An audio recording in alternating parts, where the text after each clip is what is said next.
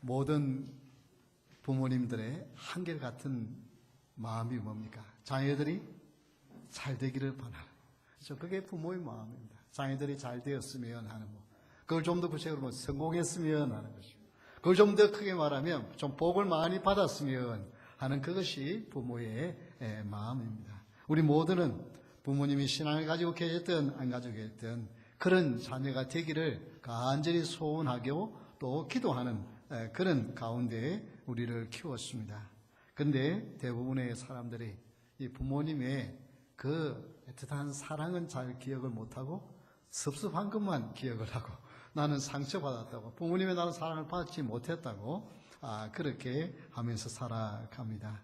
오늘은 어버이 주일을 맞이해서 정말 다윗이 정말 사랑하는 솔로몬에게 주는 그 권고를 통해서 부모의 마음이 어떤 마음인지, 또 이 마음이 사실은 다윗의 마음이 아니라 하나님 아버지의 마음입니다. 그 마음을 우리도 가지고 또 우리의 후손들에게도 그런 하나님의 축복이 임하기를 원하는, 정말 형통하고 복을 받는 그런 자녀손들이 되기를 원하는 마음으로 우리가 이 마음을 가질 수 있기를 바랍니다. 이 부모의 마음은 첫 번째 11절에 보니까 여호와께서 너와 함께 계시기를 원하며 라고 했습니다. 11절을 다시 한번 우리 보겠습니다. 이제 내 아들아, 여호와께서 너와 함께 계시기를 원하며 내가 형통하여 여호와께서 내게 대하여 말씀하신 대로 내 하나님 여호와의 성전을 건축하며, 즉 하나님이 너와 함께 계신다. 즉 하나님과 어떻게 해요? 동행하는, 다 같이 한번 동행의 복, 하나님과 동행하는 복. 이것이 가장 큰 부모의 가지는 마음이었어요. 이것이 다윗의 마음이었어요. 내가 줄 수 있는 것보다는 누가요? 하나님이 함께 하시면서 주는 복이 더 크다.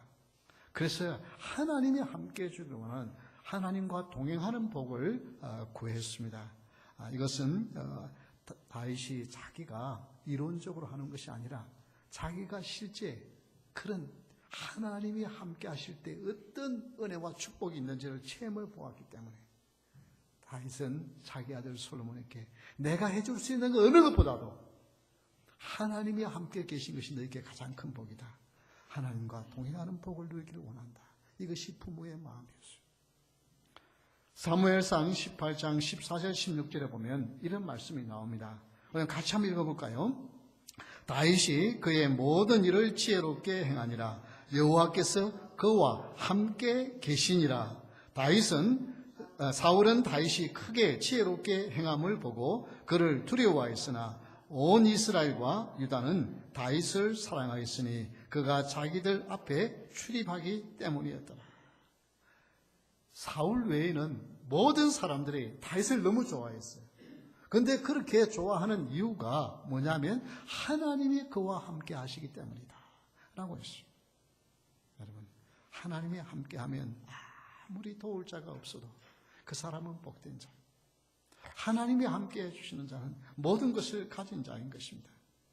그래서 이 다윗의 마음은 우리 아들 솔로몬이 하나님과 함께하는 사람, 하나님과 동행하는 사람, 하나님을 가까이 하는 사람, 하나님의 임재를 체험하며 사는 사람이 되기를 그토록 원했어요. 오늘 우리도 우리 자녀들을 위해서 기도할 때 다른 건 무엇보다 하나님이 함께하는, 하나님의 은혜가 머무는 그런 자가 되기를 원합니다. 이 기도가 있기를 바랍니다. 여러분, 하나님이 주시는 것들을 참 어떨 때는 너무 놀라워요. 하나님께서 때로 너무 섬세하게 하나님을 허락해 주세요. 그런데 우리는 그 하나님이 주시는 것에 대하여 관심을 가지는데 다윗은 그게 아니라 주시는 분에게 관심을 가져라. 하나님이 주시는 것들 가지고 거기에 관심을 가진 것이 아니라 그것을 모든 것을 주시는 하나님을 가까이 해라. 하나님을 관심을 가져라.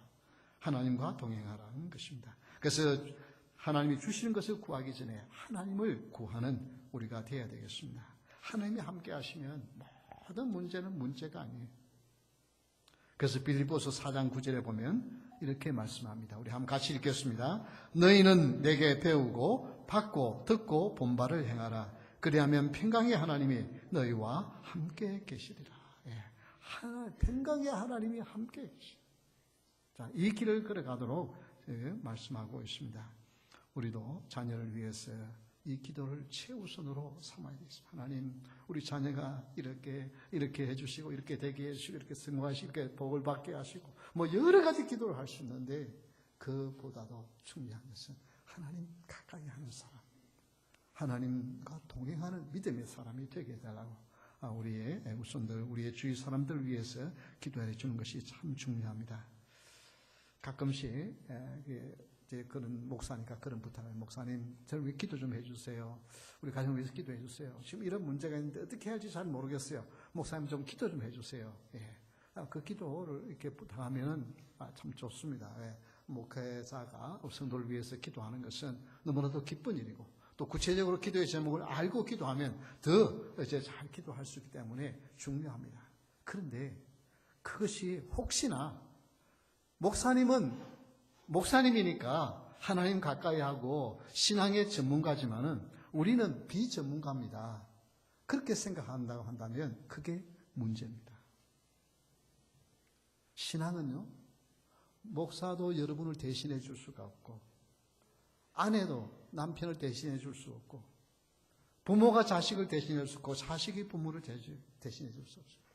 모든 사람이 각자가 하나님 앞에 나가는 사람입니다. 그래서 신앙은, 목사님은 전문가니까 하나님에 대해서 잘 아시고 하나님과 동행하시고 하나님을 알지 모르지만, 우리는 비전문가니까 우리는 하나님을 잘 몰라도 되고 나는 하나님과 동행 안 해도 된다 착각한다고 한다면 그건 잘못이에요. 그래서 유진 피터슨은 일상 부활을 살라, 날마다 부활의 삶을 살라라고 하는 그 책에 이렇게 말합니다. 마귀가 거둘 수 있는 최고의 성과는 바로 그리스도인들로 하여금 스스로 평신도라고 생각하게 만드는 것이다. 나는 평신도니까 하나님 잘 몰라도 되고, 나는 가까이 안 해도 되고, 나는 그냥 하나님과 동행하지 않아도 된다고 생각한다고 한다면 이건 큰 잘못입니다. 하나님을 아는 것에는 누구나 다 전문가가 됩니다. 목사뿐만 아니라 모든 성도님들이 하나님을 가까이 하는 것을 귀중하게 여겨야 돼요. 그리고 하나님의 마음이 무엇인지, 하나님이 원하시는 것이 무엇인지, 하나님이 싫어하시는 것이 무엇인지를 알고 하나님이 싫어하시는 것을 버리고 하나님이 기뻐하는 길을 걸어가는, 하나님을 아는 일에는 모두가 다 전문가가 되기를 주의 이름으로 축원합니다. 이것은 목사에게만 맡겨줄 일이 아닌 것입니다. 우리는 각자가 하나님과 친밀한 교제를 나누어야 합니다. 원수마귀는 자꾸만 그렇게 말합니다. 너는 목사가 아니잖아. 너는 선교사가 아니잖아. 너는 교회의 항정직 장로님이나 권사님이 아니잖아. 그러니까 너는 하나님에 대해서 좀 잘 몰라도 돼. 그냥 너는 내 마음대로 살아도 돼. 그게 뭐냐? 마귀가 지금까지 성공한 방법이에요. 하나님을 아는 일은 우리 모두가 다 하나님을 가까이 하는 것이 내게 복인 줄 믿으시기 바랍니다. 하나님과 동행하는 복, 이것이 부모예요. 그래서 여러분 자녀들을 위해서 기도할 때에, 우리 교회 어린이들을 위해서 기도할 때, 하나님, 제 아이가 앞으로 훌륭한 사람이 되어서 정말 세상에서 꼬리가 되지 않고 머리가 되게 해달라고 기도하는 그 기도보다도 먼저 하나님 가까이 하는 자가 되게 해달라고, 하나님과 동행하는 자가 되게 해달라고, 하나님을 친밀히 안에서 하나님의 마음을 아는 자가 되게 해달라고, 이 기도를 하는 것이 진정한 부모의 축복인 줄 믿으시기 바랍니다. 그래서 다윗은 솔로몬을 위해서 제일 먼저 내가 하나님과 동행하는 사람, 하나님 함께하는 사람이 되기를 원한다. 이것이 부모의 마음이었습니다. 두 번째 부모의 마음은 13절에 나옵니다. 모든 규례와 법도를 삼가 행하면 형통하리니. 다 같이 한번 따라 합시다. 형통의 복. 우리 자녀들이 무슨 복을 받기를 원해요? 형통이라고 하는 이 말은 발전한다, 성공한다, 번성하다는 말입니다. 그래서 성공하는 것, 이게 필요한 기도입니다. 그때 내가 만일 여호와께서 모세를 통하여 이스라엘에게 명령하신 모든 규례와 법도를 삼가 행하면 형통하리니 강하고 담대하여 두려워하지 말고 놀라지 말지나. 내가 하나님의 말씀을 잘 지키면 하나님께서 형통하게 해주신다. 그렇게 말합니다. 여러분, 우리가 성도가 행통의 복을 받아야 합니다. 하나님이 잘되게 해주시는 축복을 받아야만 합니다.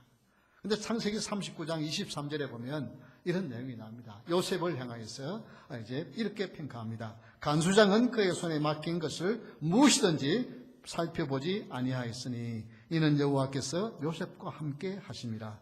여호와께서 그를 범사에 어떻게 해요? 형통하게 하셨더라. 여러분, 그런데요, 이게 우리가 생각하는 일반적인 형통과는 좀 차이가 있어요. 아니, 감옥에 갇혀 있는데 그게 무슨 형통이에요? 아니, 좀 하나님이 축복하시면은 밖에 내놓고 하나님 축복해 주시지, 감옥에 가둬놓고 무슨 형통입니까? 우리가 생각하는 형통은 아무 문제가 없고 하는 일마다 다 성공하고 하는 일에 나라에게나 어떤 어려움도 생기지 않고 모든 일이 그냥 비단길이 깔려 있어서 가는 것마다 이게 행통이라고 생각하는데 아닙니다. 하나님은 우리에게 어려움도 있을 수 있어요. 그러나 그 가운데 하나님의 은혜가 함께하면 그 어려움을 잘 이겨낼 수 있도록 형통케 하시는 하나님인 줄 믿으시기 바랍니다. 우리의 삶에 어려움이 있어요. 문제가 있어요. 그런데 하나님께서 그 어려운 길을 잘 갈 수 있도록 보호해 주시는 형통의 은혜가 있습니다. 그것이 우리가 말하는 형통, 성경이 말하는 형통인 것입니다. 그런데 이 형통의 비결은 뭐 어떻게 해야 되느냐? 하나님의 말씀을 잘 지키려고 애를 쓰라는 것입니다. 하나님의 말씀을 지키는 것이 성공의 비결이라는 것입니다. 그래서 여러분, 삶의 문제가 풀어지지 않을 때 하나님 좀 왜 이러십니까? 하나님 좀 나에게 좀 축복해 주면 안 됩니까? 하나님, 내가 하나님 믿고 섬기고 하나님께 나가 예배하고 그러지 않습니까? 그런데 왜 하나님은 내가 이런 어려움이 생깁니까? 그렇게 불평할 수 있습니다. 그러나 하나님은 그때에 어려움이 있을 때에 내가 하나님 앞에 이런 기도를 드리는 것이 하나님이 원하시는 마음이에요. 하나님, 지금 하나님이 내 삶에 풀어지지 않은 이유를 하나님의 말씀을 통하여서 나에게 깨우쳐 주시기를 원합니다. 하나님, 내가 혹시 하나님의 말씀을 무시하고 하나님의 말씀을 경시하고 내 마음대로 사는 것은 없는지 기억나게 하기를 원합니다. 그래서 어렵고 힘들 때 하나님의 말씀을 비추어서 내 자신을 돌아보는 은혜가 있기를 주의 이름으로 축원합니다. 요한복음 15장 10절에 보면 이런 말씀이 나옵니다. 다 같이 한번 읽겠습니다. 내가 아버지의 계명을 지켜 그의 사랑 안에 거하는 것 같이 너희도 내 계명을 지키면 내 사랑 안에 거하리라. 우리 예수님이 이 땅에 오셔서 하나님 아버지의 계명을 지킴으로 말미암아 하나님 아버지의 사랑 안에 있었던 그런 것처럼 너희들도 내 말을 지키면 어떻게 해요? 예수님의 사랑 안에, 예수님 안에, 내 안에 거하게 된다. 내 안에서 하나님의 사랑을 누리게 해준다는 것입니다. 여러분, 예수님도 하나님의 아버지의 계명을 지킴으로 하나님 아버지의 사랑 안에 거한 것처럼 우리도 하나님의 말씀에 순종함으로 말미암아 하나님의 사랑 안에, 예수 그리스도의 사랑 안에 살아가는 이것이 바로 형통의 복인 것입니다. 형통은 순종을 통해서 오는 것이라고 성경은 곳곳에서 말씀하고 있습니다. 그래서 리더십 세미나로 유명한 존 맥스웰은 이렇게 순종의 역설적 축복을 이렇게 6가지로 잘 정의해 주었습니다. 첫 번째, 당신이 적절한 상황에 있지 않을지라도 순종해보라. 정말 상황이 너무 복잡해. 하나님 말씀 생각하기도 지금 그런 마음도 여유도 없어. 지금 상황이 그럴 상황이 아니야. 그런데 그때라도 하나님의 말씀을 한번 순종해보라는 거예요. 두 번째는 당신에게 문제점이 많더라도 순종해보라. 너무 문제가 많아요. 지금 하나님의 말씀을 좀 하나님의 섬기면은 정말 축복이 있어야 되는데 문제가 더 많이 생겨요. 그래도 하나님의 말씀에 순종해보라. 세 번째, 당신이 격려받지 못하고 있을지라도 순종해보라. 좀 하나님의 말씀에 순종하려 애를 쓰면 하나님 좀 복을 주시고 그래야 되잖아요. 그런데 오히려 아무도 칭찬해주기는커녕 비난. 그래도 사람 보지 말고 하나님 말씀에 순종해라. 네 번째, 당신의 신앙생활 여전히 짧을지라도 순종. 나는 아직까지 교회에 뭔지 하나님의 말씀이 무엇인지 그걸 잘 모릅니다. 그건 모른다고 한 것이 아니라 들은 말씀만 가지고라도 하나님의 말씀에 순종해 보라는 거예요. 그리고 다섯 번째, 당신이 아직까지 어떤 역적 체험이 없더라도 순종해 보라. 아이고, 나는 하나님의 그런 놀라운 신비로운 세계, 하나님의 말씀의 은혜를 나는 아직까지 체험해보지 못한 영적인 체험이 없습니다. 그리고 그냥 나는 하나님의 말씀 무시하지만 나는 영적인 아직 체험이 없다 한다 할지라도, 그러나 하나님의 말씀에 기록되고 선포된 하나님의 말씀을 가지고 붙들고 한 가지라도 순종해 보면 거기에 하나님의 은혜와 축복이 임한다는 거예요. 그리고 마지막 여섯 번째, 당신이 전 과정을 충분히 이해하지 못하고 있더라도 순종해봐. 하나님 왜 이렇게 하시나 이해가 안 됩니다 하고 그럴지라도 하나님 말씀에 따라서 나는 지금 이 전체 상황이 이해가 안 되지만 그래도 오늘 지금 나는 하나님이 말씀하신 그 말씀에 순종하겠습니다. 그러면 하나님께서 은혜를 주신다는 거예요. 예수님은 어떻게 해요? 십자가의 고난의 길을 순종하심으로 가셨어요. 그걸 통해서 무엇이 왔어요? 부활의 영광이고 만왕의 왕 만주의 주가 되신 거예요. 우리는 어렵다고 힘들다고 그럴 상황이 아니라고, 지금 이 상황에 무슨 하나님의 말씀 따지게 되었느냐고 그렇게 변명하는 것이 아니라 그 시간이 바로 하나님의 말씀에 순종해야 할 귀중한 시간이라. 그러면 하나님께서 어떻게 하신다고요? 형통하게 하신다. 그러면 망할 것 같은 사람도 성공하고 죽을 것 같은 사람도 하나님의 은혜와 능력으로 하나님의 영광을 돌리는 사람으로 만들어주신 역사와 능력이 나타날 줄 믿습니다. 그래서 하나님의 말씀에 일치하는 만큼 나는 형통의 복을 누린다는 것을 기억하시고, 참 다윗이 그 아들 솔로몬에게 내가 하나님의 말씀에 순종하면 하면 형통의 복을 누리기를 원한다. 하나님의 말씀에 순종하도록 그토록 강조한 것입니다. 이제 세 번째, 부모의 마음은 14절에 나옵니다. 제목과 돌을 준비하였으나 너는 더할 것이며, 자기가 얼마나 많이 준비했는지 모르지만 그러나 너도 하나님 앞에 드리라. 다 같이 한번 따라. 드림의 복. 네, 우리 첫 번째는 무슨 복이었어요? 네, 동행의 복. 두 번째는 무슨 복이었어요? 네, 형통의 복. 세 번째는 무슨 복이라고요? 드림의 복. 네, 바로 이것이 다윗이 믿음의 사람이었다는 것이 표현해요. 다윗이 얼마나 이 성전을 건축하는 일에 많은 것을 준비했는지 보면 14절에 보면은 금이 이렇게 2,000달란트인데 이게 뭐냐면 톤으로 따지면 3,450톤이에요. 3,000톤이 넘어요. 금이. 여러분 그 이해가 됩니까? 금덩어리 하나만 있어도 1톤만 돼도 이거는 없는 의자인데 금이 3,000톤이 넘어요. 그리고 은은 10,000톤이 넘어요. 아니, 금은 3만 톤이 넘어요. 10,000톤이 아니고 34,500톤이에요. 그것만 아닙니다.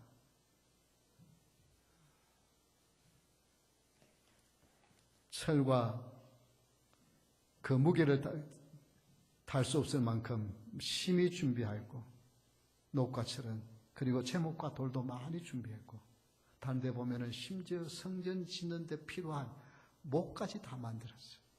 그리고 여러분 건물을 지으려고 그러면 그런 재료만 있어가지고 짓습니까? 그걸 지을 수 있는 장인이 있어야 되잖아요. 그런 사람들을 훈련시켜서 다 만들어 놓았어요. 그냥 그 사람들을 부리기만 됩니다. 그런데 그렇게 많이 다 준비해 놓았는데 또 솔로몬 보고 뭐라요? 너도 드려야 한다. 여러분 이것은 굉장히 중요한 거예요. 내가 충분히 드리고 너희는 그래도 하나라도 더 모아야 복이 되지 않겠느냐? 그래 너가 빨리 부자가 되지 않겠느냐? 나는 막 드리지만은 내가 드리는 그 축복을 가지고 너는 너 쓸 거 써라. 그렇게 생각하는 것이 그게 일반적인 부모의 마음이 아니겠어요? 그런데 내가 이토록 많이 준비했지만 그런데 준비하는 것이 어느 때 준비했다 그래요? 14절을 다시 한번 보십시오. 내가 환난 중에 여호와의 성전을 위하여, 그는 힘들고 어려운 중에 전투할 때마다 금덩어리나 은덩어리를 보면 이거 어떻게 해요? 이거 하나님 앞에 드려야지. 그러면서 그냥 하나님 앞에 전쟁에서 전리품을 구한 것마다 다 갖다가 놓고 하나님 전에 드렸어요. 그래서 그걸 가지고 어떻게 해요? 하나님의 전을 지도록. 그런데 솔로몬을 보고 너는 이제 충분하니까 내 것 드릴 것 없이 그냥 내가 드린 것만 가지고도 지어라 그럴 텐데 너는 더할 것이며. 이 드림의 축복은 귀중한 축복입니다. 출애굽기 25장 2절에 보면 이스라엘 자손에게 명령하여 내게 예물을 가져오라 하고 기쁜 마음으로 내는 자가 내게 바치는 모든 것을 너희는 받을지니라. 예, 이렇게 드리는 것을 기쁨으로 드리는 하나님이 받으시는 것입니다. 다윗의 준비물로도 충분하지만 솔로몬도 기쁨으로 드리는 하나님의 은혜와 축복을 통해서 하나님이 부어주시는 그 복을 누리기를 원했습니다. 자녀들의 부자가 되는 것에 관심을 가진 것이 아니라 이 다윗은 솔로몬이 드리는 복을 누리기를 원하며 그것을 소원했습니다. 여러분의 자녀들도 그렇잖아요. 하나님 우리 아들, 우리 딸 부자가 되게 해주세요. 그건 너무 일차적인 기도예요. 하나님한테 충분히 드릴 수 있는 복을 주세요. 그러면 어떻게 해요? 없으면 못 드리잖아요. 드릴 수 있는 복을 주세요. 이런 기도가 하나님 기뻐하시는 기도. 그래서 역시 신약에서도 고린도후서 9장 7절에 각각 그 마음에 정한 대로 할 것이요 인색함으로나 억지로 하지 말지니 하나님은 즐겨내는 자를 사랑하시는 거예요. 하나님은 억지로 하는 걸 원하지 않으세요. 하나님은 가난한 자가 아니세요. 하나님은 기쁨으로 드리는 자를 하나님이 원하시고 억지로 드리는 것 원하지 않습니다.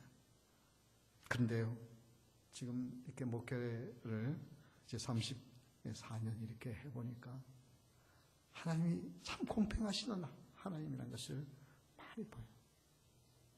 물질의 복을 받는 사람은 물질로 하나님 앞에 감사하며 드리는 일을 봅니다. 몸으로 헌신하는 분들에게 보면 정말 몸이 열악하고 그런데 하나님이 그 감당해 낼 수 있는 건강을 주세요. 그래서 부모는 자녀의 물질의 복보다 드림의 복을 구하는 은혜가 있기를 바랍니다. 드림의 복을 구하는 자는 물질의 복을 더불어 받습니다. 어떤 분들은 참 부모의 놀라운 사랑을 받고 자랐지만 또 어떤 분은 부모의 사랑을 전혀 받지 못한 그런 기억이 없는 분들도 있을 것입니다. 그러나 오늘 내가 있는 것은 내가 이 자리에 있는 것은 우리 부모님의 사랑을 받은 증거입니다. 흔히 부모 학대를 통해서 상처 때문에 힘들게 살아가는 사람들이 있습니다.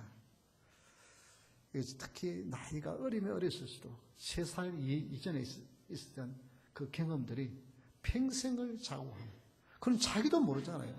3살 이전에 있었던 일들은 나도 모르잖아요. 그렇기 때문에 이건 어떻게 고칠 방법도 없는 거예요. 그런데 그때에 받은 상처들은 한평생 따라다니면서 고통을 당해요. 그래서 어떤 분들은 참 부모가 돌아가시도 눈에 눈물 한 방울 흐르지 않냐는 그런 일이 있어요. 왜냐하면 너무 마음에 상처를 있어가지고 어떻게 할 줄은 몰라요. 그런데 그래서 요즘은 이제 심리학이나 상담학에서 그 부모에게 좀 어머니 왜 그랬어요? 아빠 왜 그랬어요? 하고 막 고함 지르면서 그걸 좀 표현을 하라고 매를 해요.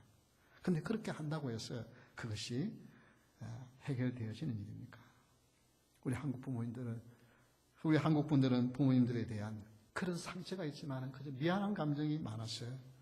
부모에게 효도하지 못한 것 죄송합니다. 특별히 이렇게 오늘 같은 어버이 주일을 만나면 참 부모님에게 효도하지 못했던 것들이 기억나서 늘 미안한 마음이 있습니다. 이런 것들이 죄책감이나 혹은 마음의 상처 이걸로 인해서 그냥 감정이 많이 메발라서 살아가고 있어요. 그런데 요즘은 이 슬퍼하는, 애도하는, 그래서 부모를 잃어버림에 대한 애도나 부모의 사랑을 받지 못한 애도나 이런 것들을 경험할 수 있도록 여러 가지 많은 이제 심리적인 방법들이 나오고 있습니다. 한번 해볼까요? 어머니 사랑합니다. 어머니 감사합니다. 그건 어떻게 좀 쉽죠? 그런데 어머니 왜 그러셨어요? 여러분 그 말하기가 쉽습니까? 쉽지 않죠? 어머니 미워요. 그것을 할 수 없어요. 쉽지 않죠? 그런데 어린아이가 엄마의 젖을 빨다가 막 배가 고파서 울어요. 배가 고파서 우는데 막 뭐 좀 일을 한다고 파티 일한다고 그냥 그래 울어도 눈물이 막 이렇게 콧물이 흘러도 그 못 봐줄 때가 있어요. 그러다가 막 헐레벌떡 뛰어와가지고 우리 아이 배고팠지 그러고 젖을 먹이면 어떻게 해요? 물다가 씩씩거리다가 어떻게 해요? 제 꼭지 그냥 깨물어 버려요. 이거 나쁜 엄마, 이게 나쁜 엄마예요. 그런데 이제 배가 부르고 나면 어떻게 해요? 좋은 엄마죠. 뿜어주고 아이고 내 새끼 이러면서. 그래서 누구에게나 나쁜 엄마, 좋은 엄마가 다 있어요. 같은 엄마인데 한 사람에게 나쁜 엄마와 좋은 엄마가 누구에게나 다 있어요. 그런데 우리는 그걸 제대로 표현하지 못해요. 우리는 늘 그것을 받지 못했다는 것 때문에 늘 받지 못한 것만 기억을 해요. 그러나 이제 우리는 하나님의 은혜와 사랑을 받았기에 부모의 사랑을 받았기에 오늘 내가 여기 있기에 감사하면서 여러분 표현할 수 있기를 바랍니다. 다 같이 한번 따라합시다. 어머니 죄송해요. 아버지 죄송해요. 여러분 다 하지 못한 것 그렇게 표현할 수 있어야 됩니다. 돌아가셨어도 한번 그렇게 말할 수 있어요. 그리고 아까처럼 어머니 감사합니다. 어머니 고마워요. 그렇게 표현을 하는 한번 입으로 한번 그렇게 표현해 보세요. 이것이 뭐냐면 내 속에 눌려있던 감정들을 풀어낼 수 있는 비결 중에 하나예요. 하나님은 이걸 통해서 하나님이 받은 사랑을 기억하고 그래서 그 사랑이 있기에 우리가 어떻게 해요? 우리 자식들을 사랑하잖아요.